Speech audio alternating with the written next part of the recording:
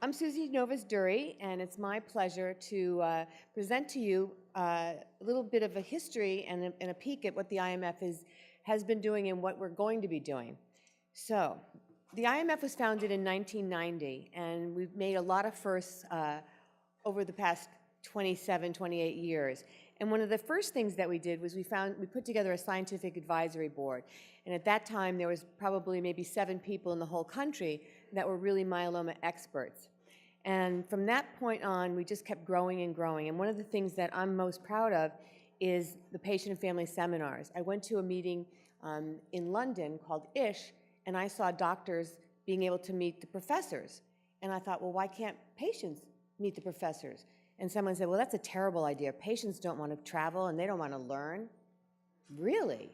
So we held the first ever patient and family seminar way back in the early 90s and in Los Angeles, and we had about 60 people. We had Dr. Durie, Bart Barloghi, and Dr. Kyle as our faculty.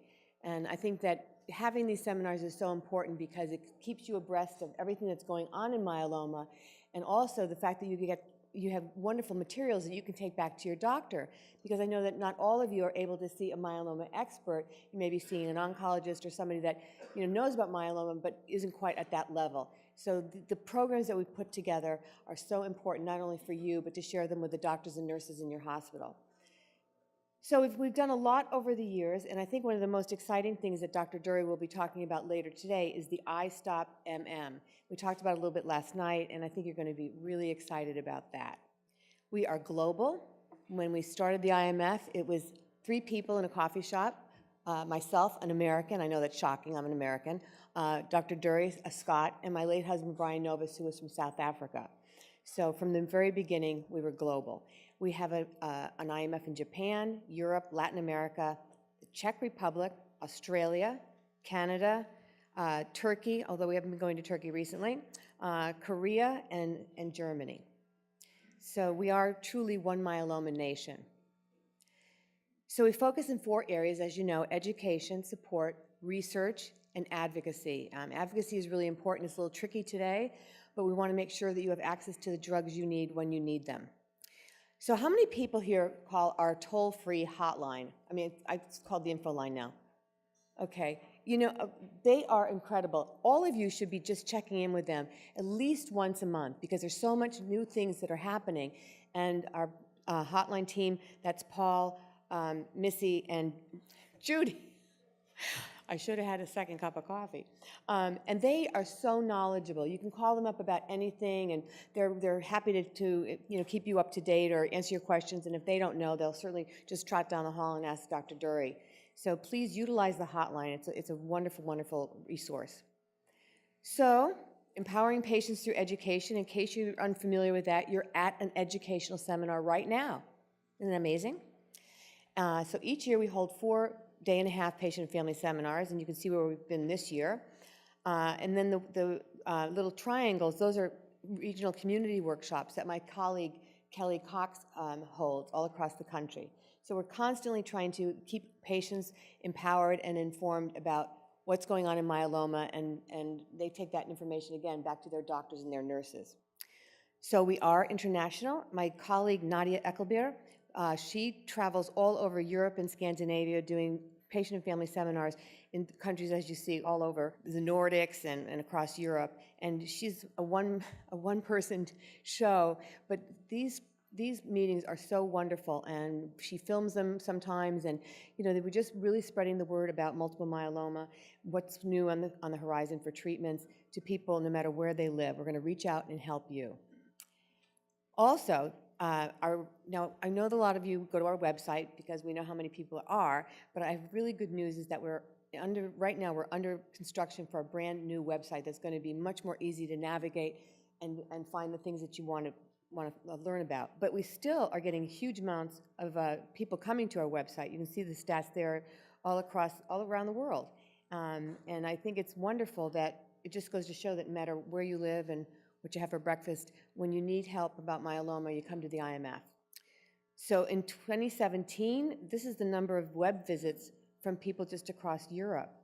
And again, you know, it really is amazing because, like the United Kingdom, they have a very strong myeloma association there, and yet almost 9,000 people come to our site to see what's going on. So it's really important that you do go to different sites because, you know, not one shop, you know, fits all. So just keep, you know, looking on the internet and looking to see what's going on. And if you've come up with something that you're not quite sure of, call the info line and say, hey, I just saw this on this website. What do you think about that? Is it important? So we also have updates about myeloma. We have the 10 steps to better care. We have Ask Dr. Durie. I can tell you, I ask Dr. Durie a lot. I'm constantly asking Dr. Durie, did you take out the trash? Did you get the newspaper? So don't be afraid to ask him. You know, he's right over there. So continue to go to our website. Also, we have IMF TV. There's all kinds of information on the site, and as I said, it will just get easier and easier to access once we launch our new system. The 10 steps to better care, this is really important. And as you'll see, the most heavily trafficked areas on the 10 steps to better care are diagnosis. That's really important because you want to make sure that, you know, did I get the right diagnosis? Tests, what kind of tests do I need? And then what are the initial treatment options? And, you know, not everybody gets to see a myeloma expert or myeloma specialist. Some of you are seeing oncs. So this is a really good tool. And I hear back from patients who say, you know, I was a little hesitant to bring this to my oncologist. I didn't want to offend he or she, but they were so happy to get this information because it's hard for everybody to stay abreast of all the new advances in medicine. So the Myeloma Minute newsletter. How many people get the Myeloma Minute? It's free. All you have to do is sign up. And if you have a topic that you'd like to see in the Myeloma Minute, don't hesitate to call us and say, you know, I haven't seen anything about this, and maybe that's something that you want to look into and put up on the Minute. So, and we also translate it into French, Italian, German, and Spanish. So the Minute is, you know, we're a global organization, and it's important that we reach out to all of our members all around the world. My dear friend and colleague and sister, I call her my sister, is Diane Moran, and she years ago started the Nurse Leadership Board, and of course you heard from one of the Nurse Leadership members yesterday. The Nurse Leadership Board does an amazing job of you know, informing other nurses how to treat and care for myeloma patients, and they're really, really wonderful, and I so admire them, and I hope that you all, you know, when you have a chance to reach out to your nurse at the hospital and just say, gee, thanks for what you're doing. Support. So those little tiny dots, those are support groups all across the country. And the first support group started when 4 women got together in San Francisco, women, at a coffee shop. And they started the first ever support group. And since then, it's just grown. And I think support groups are so important. Can I ask the support group leaders to stand up? People who are running support groups, stand up, please.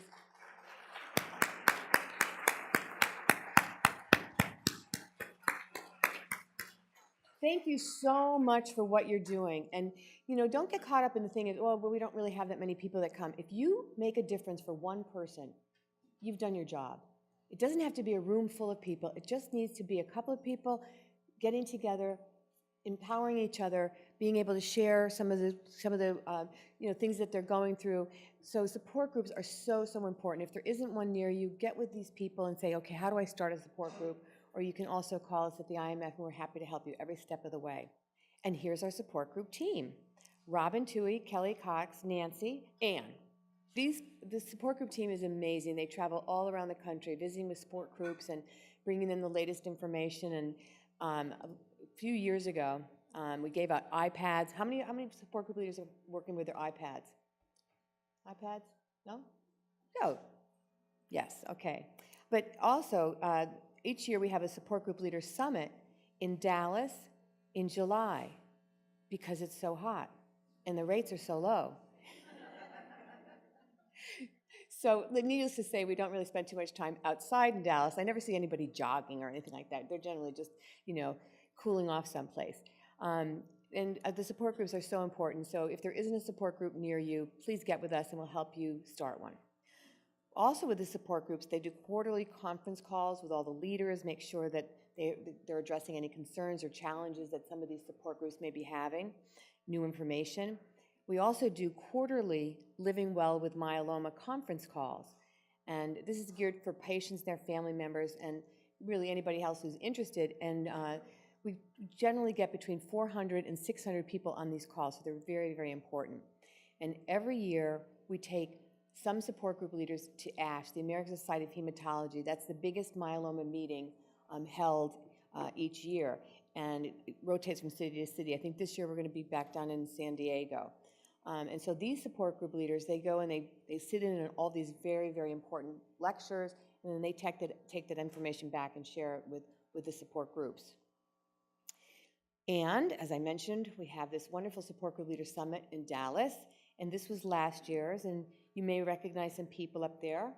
And it's just a wonderful, wonderful, empowering and emotional and really fun event. So global research.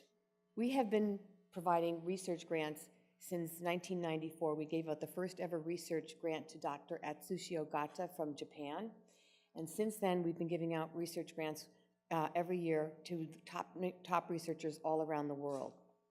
The International Myeloma Working Group was something that Dr. Durie started years ago, and doctors, don't be embarrassed, doctors, but you tend to have a big ego, and I mean, I live with one. So, we said, oh gosh, how are we going to get these guys to sit down and work together? And so we said, okay, you can join this, but you have to play nice with others. You have to do what you say you're going to do, and you have to show up. And maybe seven or nine people came to the first one, and Brian and I were like, well, that's a good start. And now the International Myeloma Working Group has 230 members in 36 countries around the world. And what we've done is everybody has a different special area of interest or focus. And so they formed work groups. And as you can see, they are really global. And this is what's helping move myeloma research forward. We also do, how many people have tuned into the International Myeloma Working Group conference series? They're great. Aren't they great? It was really fun. Sitting up there is Brian, Joe McHale, and Paul Richardson. And it's really nice to see these doctors who are myeloma experts, kind of like debating and, saying, well, I see your point, Brian, but I think maybe this is another way to look at it.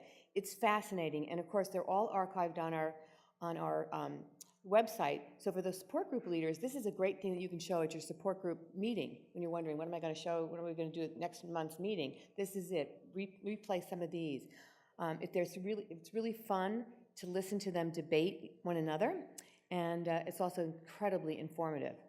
So as I mentioned, we've been giving out research grants since 1994.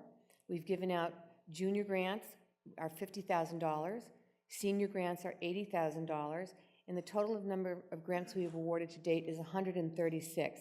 So this is really important because we're bringing new researchers into the field of myeloma, and that's what we need. We need the more people, the better, to be working on this disease so that we can finally find the cure. Total amount awarded to date is over $7.5 million. That's a lot of research money. So thank you. And every dollar counts. So if you have a dollar to spend, $5 to spend, or $5,000 to spend, I made a huge jump there, but what the heck? That's great because it goes right to research. Advocacy.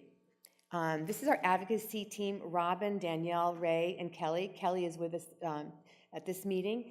And so they are our public voice to our government and trying to making sure that patients have the access to the drugs they need when they need them. And they're working very, very hard. And I don't need to tell you, it's a tough climate right now in Washington, but they're not giving up, and they're still pushing very hard to get things passed. So where's Kelly? Are you here? All right, come on up. And maybe, Kelly, maybe you want to just highlight a couple of things that you guys are doing that are important and you want to brag about it. Yeah, sure. This is Hi, Kelly. everyone. Hi. So these are some of the things that we work on with advocacy. Our biggest thing was oral parity implementation, and we have state parity on the bill. We also work hard during MAM to get proclamations in your local states. And then anytime anything changes with healthcare repeal or replace, And anytime there's frameworks on how myeloma patients should be treated or the patient experience, we also kind of weigh in as well. So here's the 43 states plus the District of Columbia that have passed the oral parity legislation.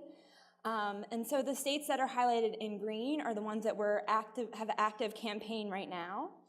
And these will only affect people with state-regulated plans, so we're working hard on a federal bill as well. And also, so if you're interested in becoming an advocate or you're interested in contacting your lawmaker or Congress about a specific issue, please come find me. I'd love to help you do that and give you the resources to do so. Yes. So oral parity is basically, so when you are given IV chemotherapy, it's typically under your benefit plan. But when you're prescribed an oral chemotherapy, it's typically underneath your prescription plan. And so this bill would basically say that if your insurance coverage covers IV under your benefit and already covers the oral under your prescription, that they're no cost less favorable, right? That there's no favorable just by the way they're administered.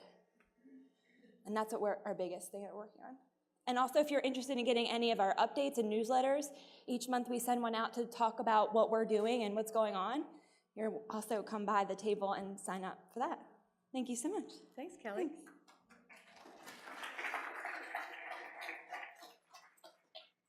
A few years ago, we decided that we were going to start something called the Global Myeloma Action Network.